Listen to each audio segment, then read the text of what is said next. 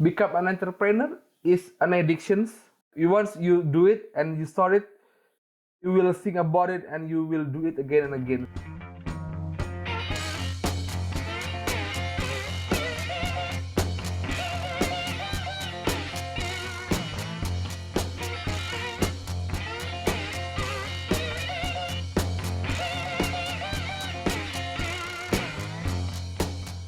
Our featured speaker today is a full-time MBA candidate at International Institute for Management Development, IMD, with an extensive experience in corporate finance, specializing in property industries, investment analysis, and management consulting. Akmal, it's a great pleasure to have you as our featured guest today. Thank you so much for being willing to share your journey with us. Thanks for having me, Nancy and Spencer. Thank you very much. So I know there's a lot we can start with, but I was actually wondering if you could kind of take us back and talk to us about some of your experience growing up and about some of the early life events and mentors you feel sort of influenced your path. Yes, so I was born in Palembang 29 years ago, small city in South Sumatra.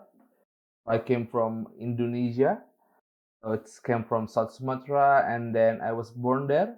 Then my mother moved to Yogyakarta to continue his study as a doctor. So I stay in Jakarta for 4 years. So most of my childhood is spent between both of the city. And then after I in the elementary school, I go back to Palembang, and then I stay in that city until my senior high school, and then my undergraduate degrees there. And after that, I moved to Jakarta to have my master's degree in accounting. And then my whole life changed when I came to Jakarta and then getting my master's degree. I got my first job in PwC, an accounting firm. I stay like 2 years there and then start my own business. A lot of things that happen in my life, but the two most important persons in my life that shaped me today is my father and also my grandfather. So my father, both are politicians and government officers, and that from them I learned about how to lead people, how to influence people. And then outside of them, I learned by myself about business because none of them is coming from the entrepreneurship background. So maybe I'm the first in my family that become an entrepreneur and start the business and having like a different background of even educations. Excellent. And thank you so much for sharing that with us. It's really good when you have, as you did, role models, people that you can look back on and appreciate the lessons that they've taught you, like your father and grandfather. Could I ask if your family did go, father and grandfather were politicians, and you said you're the first person to sort of pursue an entrepreneurship path? Did you always think you'd be going down this path, or was there some catalyst or event that really changed or pivoted your view and progress? It's a very good question, Spencer. I never realized that I will become an entrepreneur because of the influence of my father and grandfather. From the senior high school, I always want to make an impact to the society around me. So my grandfather always says that the best person is the one that make the best impact to the society.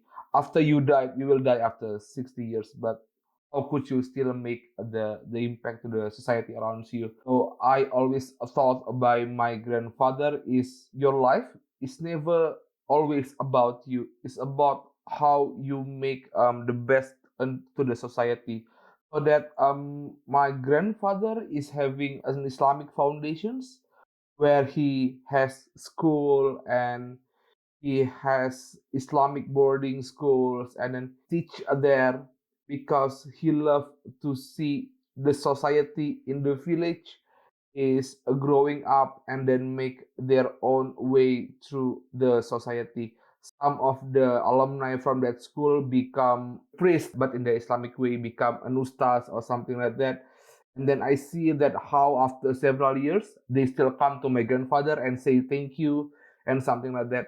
So I see that how by changing others' life is actually make you live longer because after you die, there's always the value that my grandfather says is when you die you will end your life, but that if you have the impact to the other person, the other people will still live and you will bring the name through the person that you give impact to. Given by that value, when I work in the PwC, I feel like there is unsatisfactions in doing the job daily day-to-day job and then having a good money, but then what should I do? What's the best impact that I can do to the other person?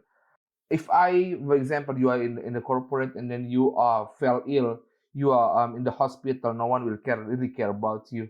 If I die during this job, who else will come and then pray for me and then into my funeral, because no one will really care about you. They only care about you in a transactional manner as a professional. But then I see there are always like unsatisfactions in my life. So that's why I feel maybe I should change my career to become something that give impact to other people. Because I was trapped in the corporate world, the next job that I can do is I start a startup, because I believe that joining a startup, I will have a huge impact compared to working with a corporate. My first startup was founded in 2018. It's a peer-to-peer lending. So the peer-to-peer lending, we crowdfund the money from the individual investors and then channel it to the farmers, not in terms of goods, and not in terms of the money, but in terms of goods, fertilizer, seeds, and then agricultural equipment and something like that. Because I believe that it's a huge business where you can give the impact to the society and make the life of the farmers better off. So this is the value that I bring in doing the business. But then during the COVID situations, the company went bankrupt. Actually, the company is doing good. We're increasing our asset under management in only 2 years from zero to $1 million, and then fundraising several times. But we stopped in the seed funding because I want to see the tractions is growing and then showing the profit. We are not we want to grow that fast. And then during the COVID situations, the company went bankrupt. And then actually I lost the value that I have. I mean, what should I do with my life then?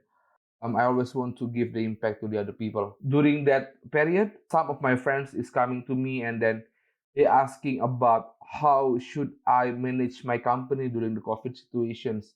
They always thought to make an online business and then make most of their money now, because you have to manage your cash well because you have no funding and everything. And then I found some cases where it's about the family business. They have the problem within their family, and then the business is the only way that can they survive. The family can survive. So I have the company. After several times, more people come to me and asking for my help for helping the company. That's why after 7 clients coming to me, I can handle it by myself. So that's why I start my own consulting firm, Jakarta Business Partner. Actually, it was inspired by the Boston Consulting Group. So we start with the name of the city, Jakarta, where we are placed, and then Jakarta is the image of excellency in Indonesia. And then business partner is actually we want to help the small medium enterprises to go up and then to scale up their business. So how my journey end up being an entrepreneur, I never thought about being an entrepreneur is really my dream career, but because of the unsatisfactions, I want to give more to the people, and I want to seek the value of my life. I believe that the entrepreneurship now is the best way to achieve the value. I really appreciate that articulation and you going kind of so deep into, how you feel entrepreneurship can be used not just to create the means to spread a new idea, but to really impact a community and really give back to people. I also see, that you have a stellar career in finance and investing. And I was sort of wondering, if you rewind a little bit, what really sparked your interest in that, and like when did you realize that was something you were good at and that could kind of be your angle into this, if you will? Yeah, so my interest in the accounting is start when in the senior high school. So actually during my senior high school, I'm a bit dumb and stupid compared to the other student. That's why some of my I family just have says to say, you're not dumb. I've said the same thing about myself. We all have that complex. a bit lazy. I'm not really interested to science like chemistry, physics, something like that. So that's why I see a social science as my interest because of the influence from my father and grandfather. But they said that no, you should not, you should be looking for something between social science and natural science that can fit for you, because they always believe that if you become a social science, you will not get a job.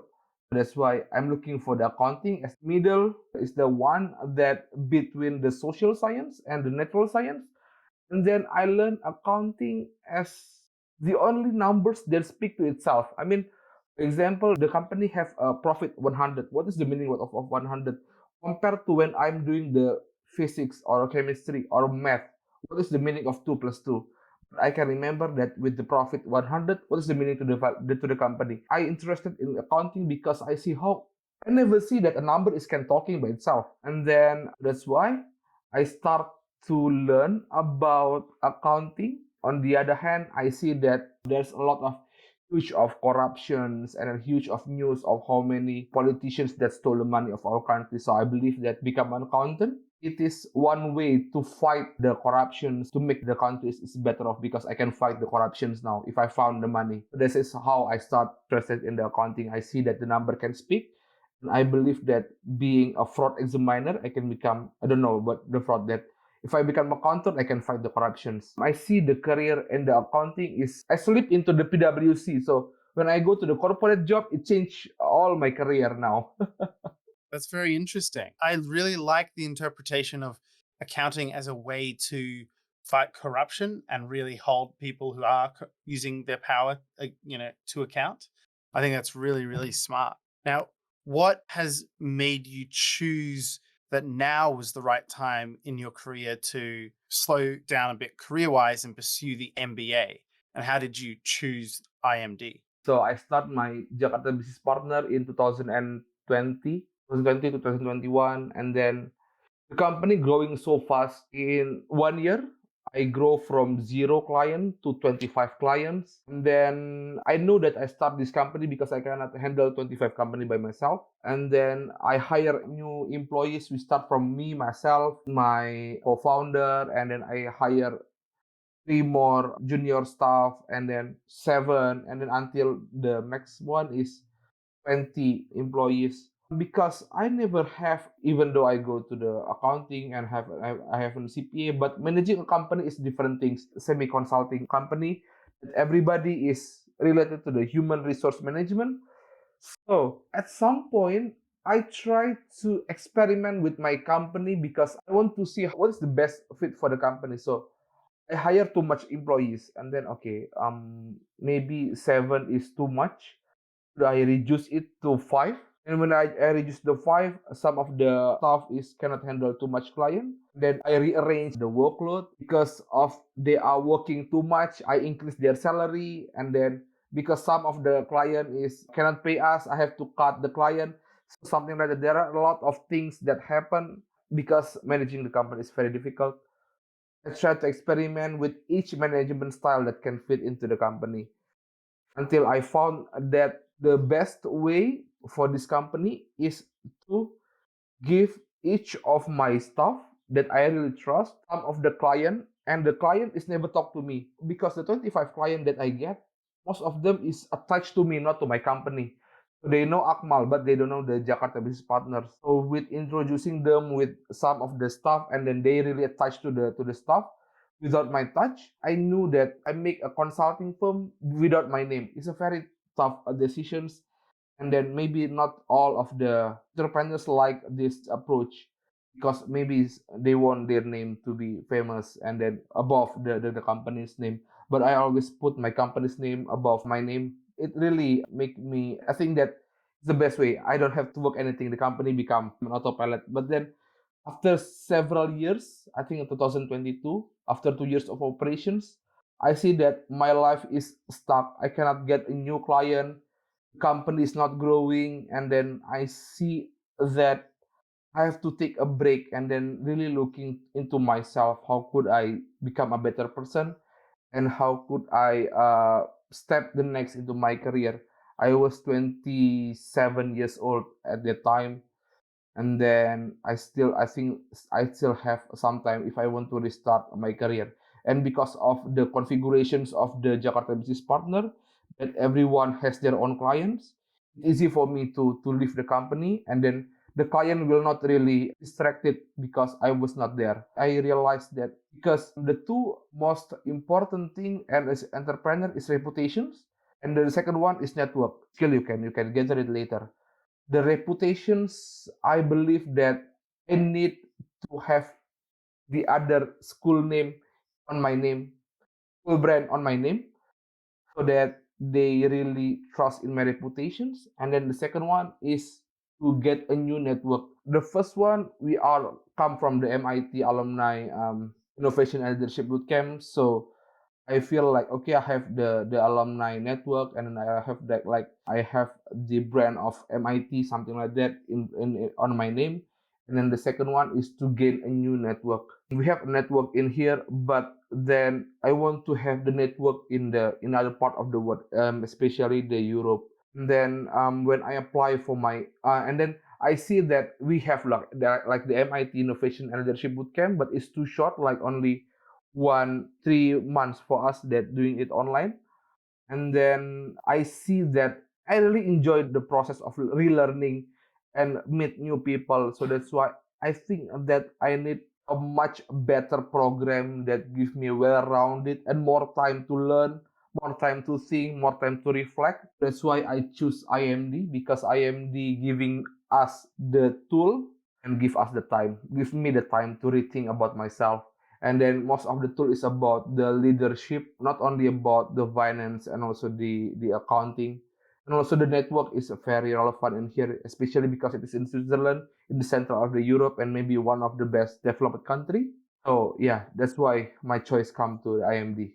Thank you for kind of taking us through your whole thought process. You touched on a few things there that I think are notable.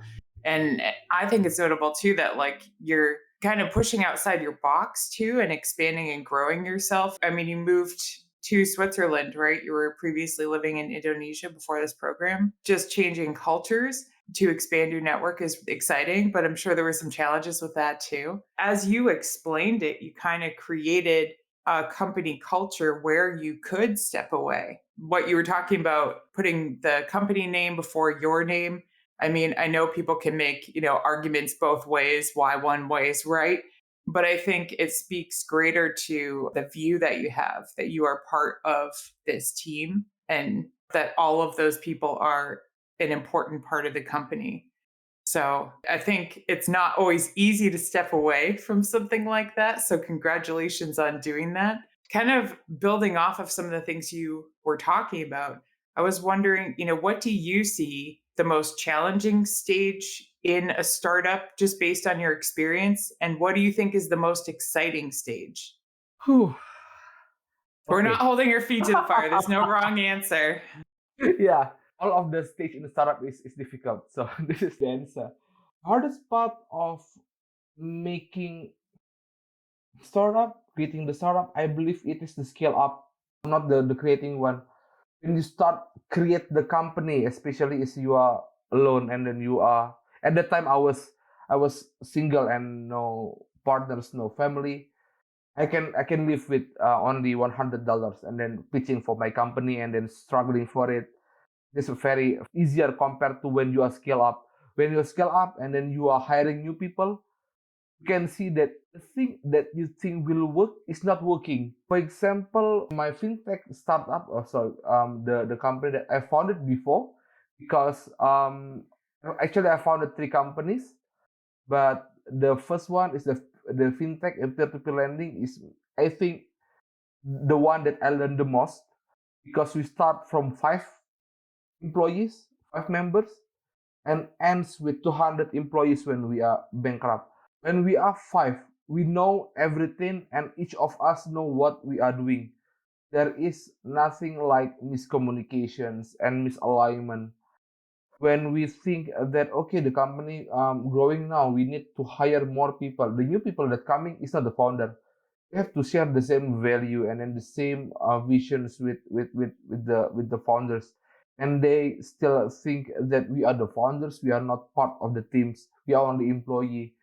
And then it's only the founding members, so we are the founders, and then the second one is the founding members. There is between only two people and two group of the founders and the founding members.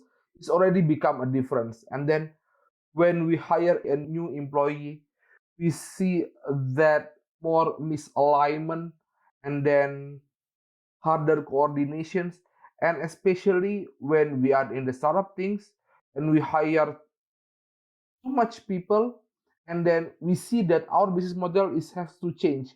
It's a quite challenging situations.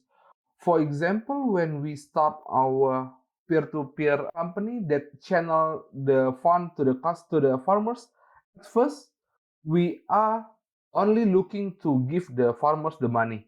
I think around the first 3 months when we are doing that, we are giving them the money directly. Not Tom is the seed, fertilizer, and then they are start to buy anything not related to the agriculture.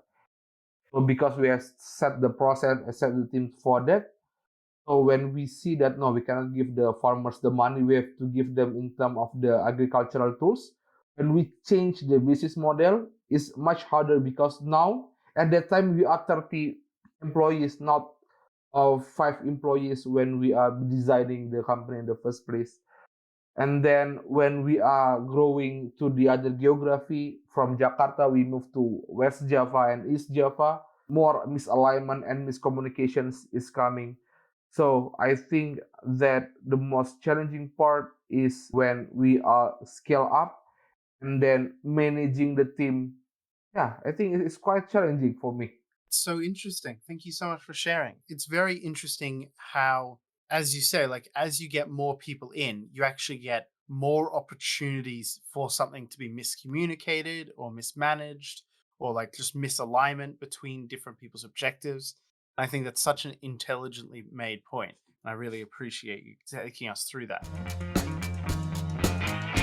Hi there. If you're enjoying this podcast, would you mind leaving us a review, a like, and subscribe on your favorite podcast platform? Thanks so much. That really helps our reach. The Founders Voyage podcast is now proudly sponsored by VidOps. Kane at VidOps has been taking care of our editing since early 2024. He works efficiently, and I'm sure you'll agree that he does a great job. Thank you to VidOps for helping bring this podcast to life. If you want the same great support we're getting for your podcast, or you need help with video, photography, or animation, you can get 10% off at vidops.io using our referral code Voyage. That's vidops.io, referral code Voyage. Now back to the show. Now, you've done quite a few different things and you've seen a range of different sizes of startups. In your perspective, what are the characteristics that you think are necessary for a successful founder or founding team? I will only mention a lot of things that important to become an entrepreneur. But then I think the two most important thing is, first one is resilient. The second one is creative. I will take an example of the resilience, not as the smartest or the most visionary things, because as a startup you will have a lot of ideas, but the one that will make the difference is the executions. For example, when I start my Jakarta Business Partners, it's an accounting firm. Everyone can do accounting, and then you can ask to a lot of people can do accounting, and then they graduate from accounting, they are working for the big four. But what makes me in less than 1 month, I can get 25 clients. It's actually the resilience to talk to the people and then to convince them about how their business can be better with my service. For example, one I start with only one client that coming to me, and then they said that the only way of survival is to make the business works. And then the next day I came with the other people coming with a different problem. I talked to them and then I explained to them how accounting and finance can make a difference in the company. Then I do it again, do it again, do it again. One day I forget to which company that I talked to, and then I think it is the resilient, because I always think that the next day I should do that thing again, never bored of it, and then feel happy, and really enjoy it, helping people, and then solving problem, the same problem, talk the same people again and again.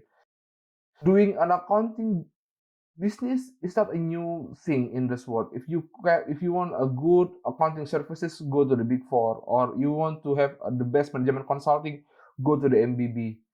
But then our resilience is brought when we are going to the help the small medium enterprises.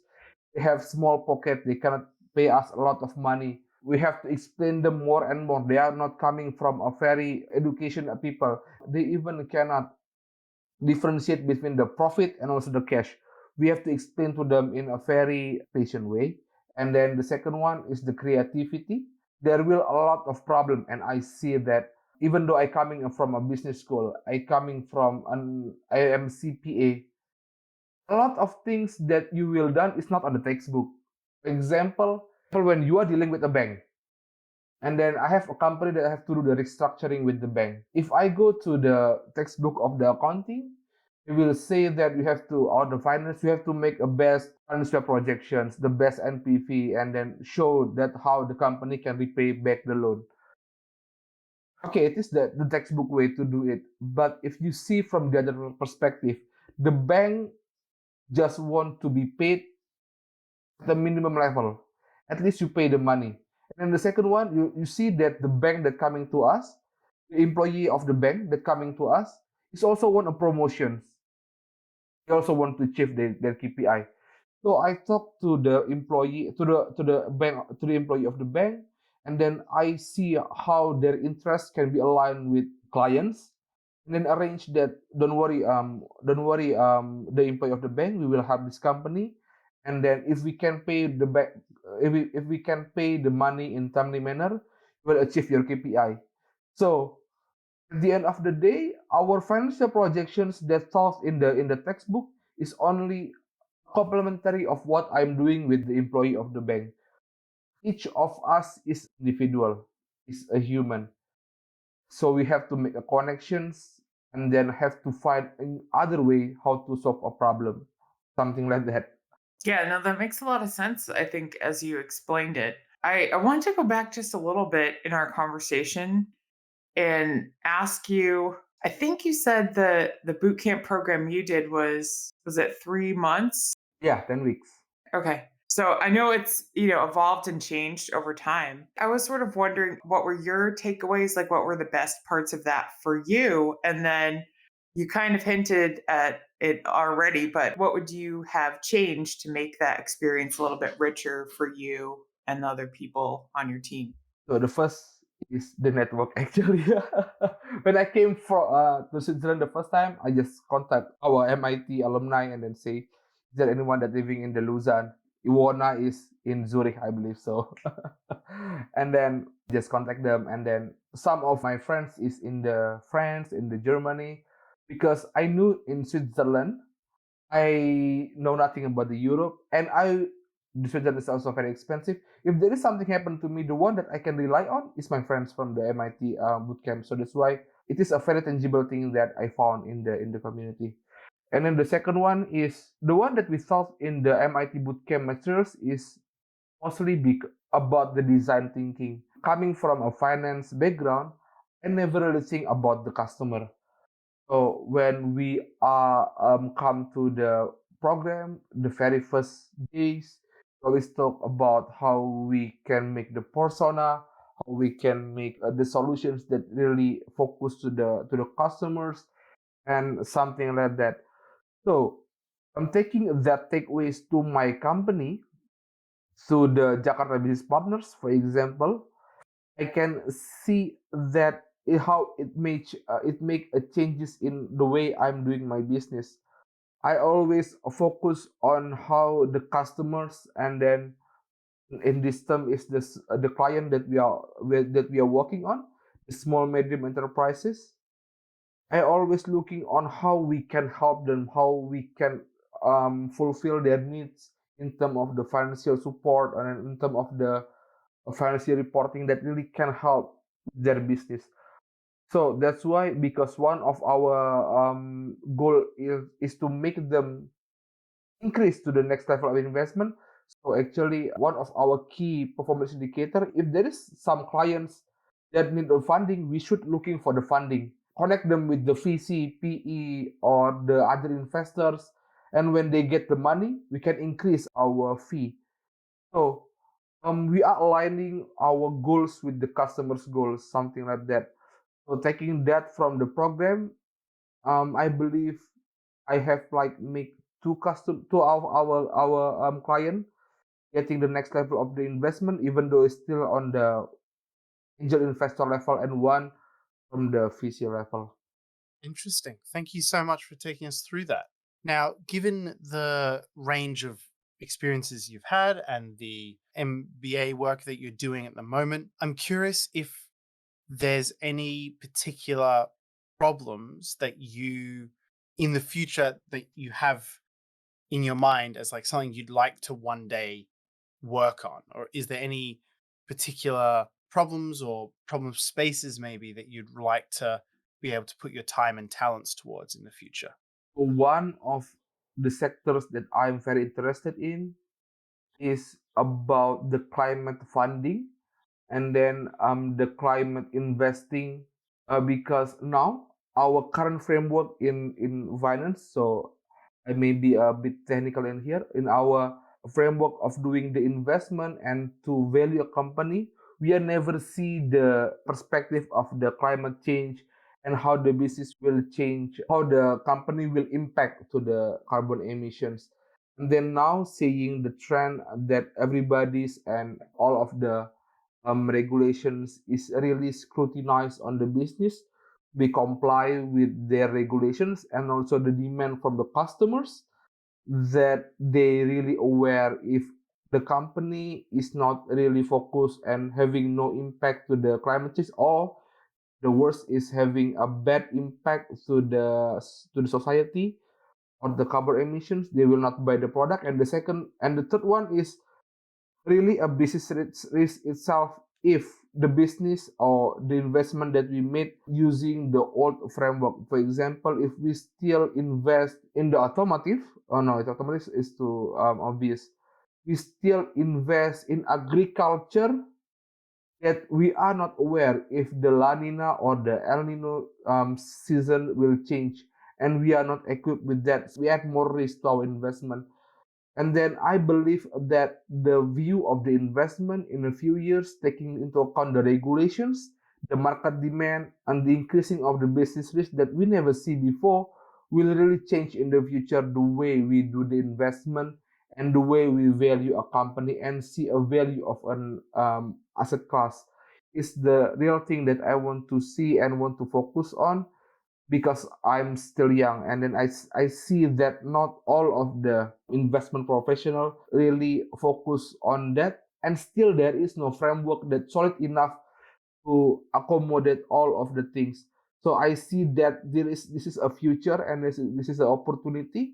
Sometimes I will start my own consulting firm or the investment firm. I will really focus on this issue because I believe that it will be a huge amount of money in the future. I mean, I think it can be hard to measure too.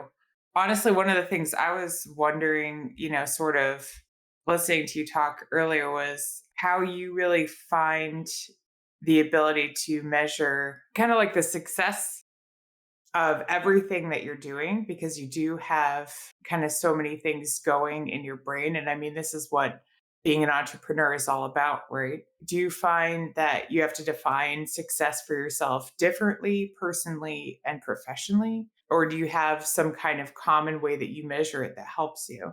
So during this program, the MBA program, there's also one reason why I choose IMD is we have like the psycho analyst that assists us week by week, and then we can really looking into our subconscious mind and subconscious self. Yes, when a few years ago, I still think that being a successful is become a top or to Fortune 500 CEO or become a millionaire and trillionaire, maybe someone that very rich and then very famous. After seeing and reflecting from all of the things, I don't see that success is can really measured by that. Having a free time and then having A good family is also a success. And then, for example, if you have like unharmonized relationship with your partner, it will be also very difficult for you to enjoy your life. So I believe that there is no single measures to measure your success. If you do something really good, there is always someone that better than you. So as long as I can sleep well, I can eat well, I can have more free time, I can read the books, I think it's already a success.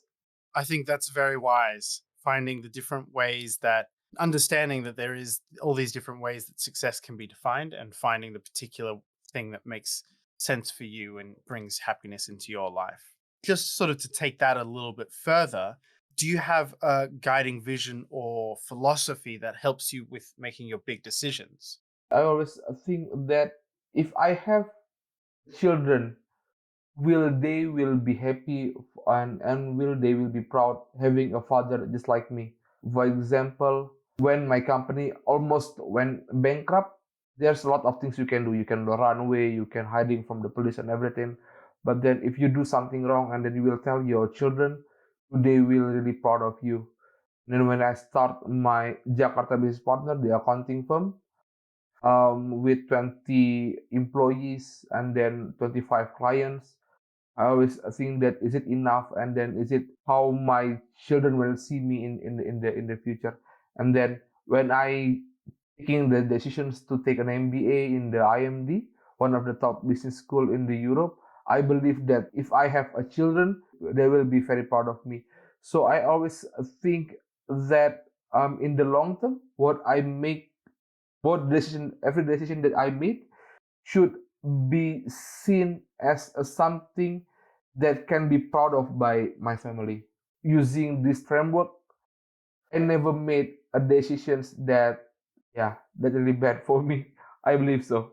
I really appreciate you sharing that because that's a really, I don't want to say that's like a really big burden to carry around on your shoulders, but it kind of is. You're talking about people you haven't even met yet, your future children, and how will they look back and reflect on what you've done. But I also, as someone that tries to think about how what I do translates into making, a better world for other people, I do think about the next generation a lot. So I really appreciate that you look at it like that. If I could say there's a right way to look at it, I think that that's part of it. So you've taught us a lot today. And is there a time, when you've had to really make a major pivot or deviate from your plan? And how did that work out? Actually, the company that I founded, it's my first, so it was a very tough time in my life. I was 25 and then start my own company. And then in less than 1 year, we have to close the company because of COVID and bankrupt. So one of the decisions that I made is it's actually me that's starting to stay. We have to close the company. During that situations, a lot of the founders is not agree with me. So we start to argue each other. It's like we are like a very childish person. We are still 25, 26. I think the oldest of us is 28, and then still with a lot of ego, and we are still fighting with each other about the future of the company.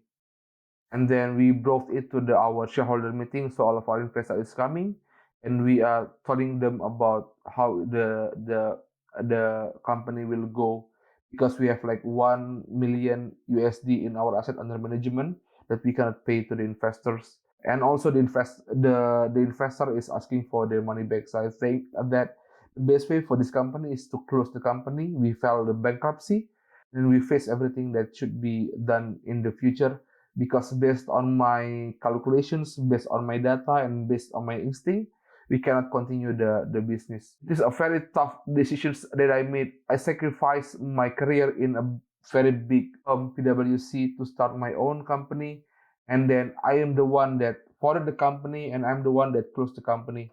After I talked to the shareholders in our general meeting of shareholders, they are saying that okay, if it is the one that you really suggest to us, please prepare the meeting and then assess all of the risks and present to us. In that kind of chaos, maybe it is only an Asian thing, I don't know. I always really use the personal approach to solve complex situations. I thought that we have like five founders, some of us, and then most of us very young and having an ego. So I talked to them about personally one by one about how their view about this company. I understand their situations. I understand their concerns. Some of them is fear if the company went bankrupt, the reputation will go bad. Some of them fear if the company is closed, give they cannot get any income for their family. Some of the investor, I also talk to the shareholder. Some of the shareholder is not really care about the money. We know that just paying on the business and then just throw you some money so you can, I don't know, just testing for a business. And some of the investors saying that all of their saving in our company. I'm taking all of that into account and then explaining them with same things again and again, understanding their empathy. I believe that this is one of the success factors that make me then able to close the company. Otherwise, maybe the story will be different. And then I don't think that it is a quite hard time because after that I found my real business. It is a consulting business. So yeah, I think this the answer, Nancy. I don't know. I think that's a great answer. Thank you so much. Now, you've obviously gone through a lot of the different stages of your entrepreneurial journey. How do you feel like your leadership style has evolved, and what ways do you think it's improved most dramatically? Oh yeah, leadership is one thing that really important as an entrepreneur because I see that in some of the startup when they are was founded, I see that a lot of the leadership style is the bottom up. So the founder or the founders, the co-founders is really taking into power on the company because they are really driven by their visions, driven by their missions, and then they're really revolutionary, very sophisticated. Not all of the employees can really understand their value.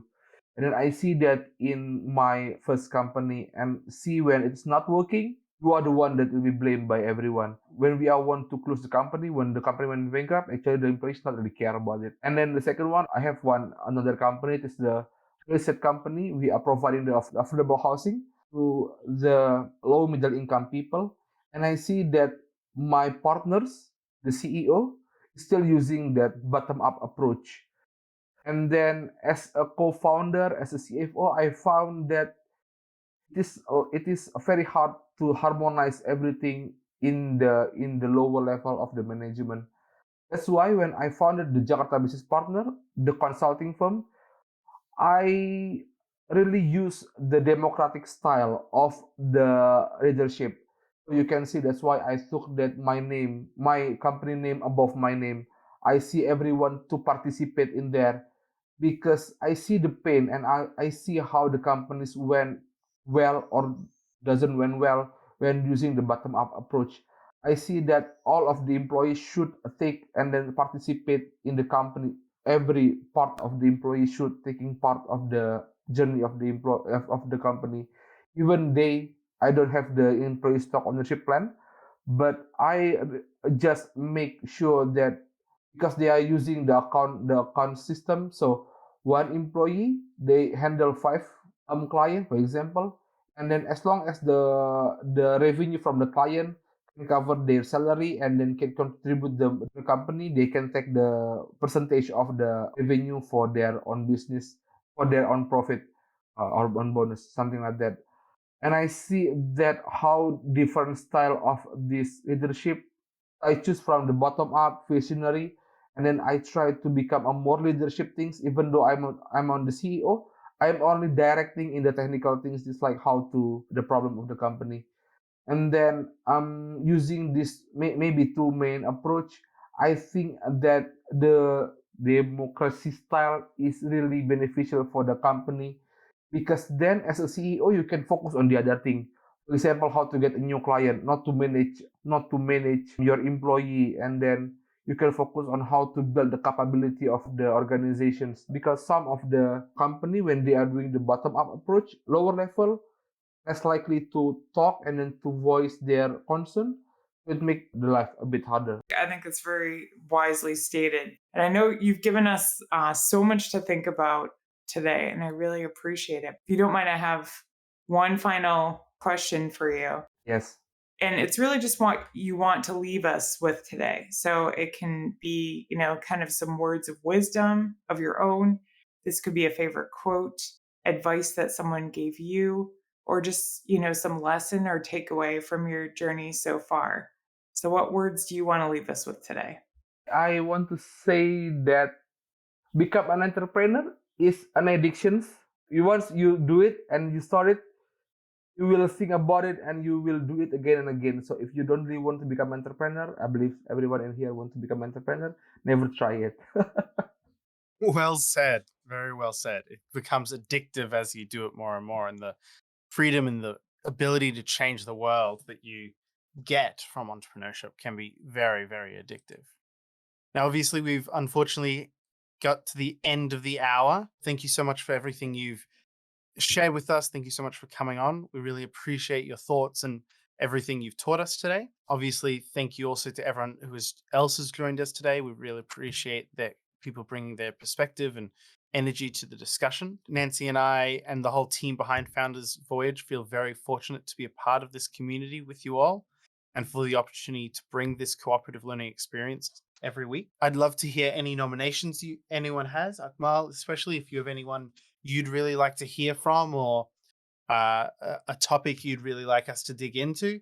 I'd love to hear your thoughts on that. Send us a message or tell us, who you think would be good to have on. This is a very open community, so as long as there's a recommendation for someone, we're very open to inviting others to join Founders Voyage. Have a lovely day, everyone. Morning, evening, afternoon, or night, wherever you are in the world. And talk to you guys next week. Thanks so much, everybody. Thanks, Akmal. Thank you, Nancy, Spencer.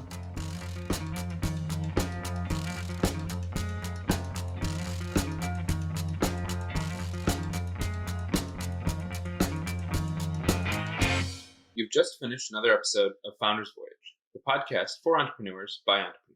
The team at Founders Voyage wants to thank you from the bottom of our hearts. We hope you enjoyed your time with us, and if so, please share this with someone else who might enjoy this podcast.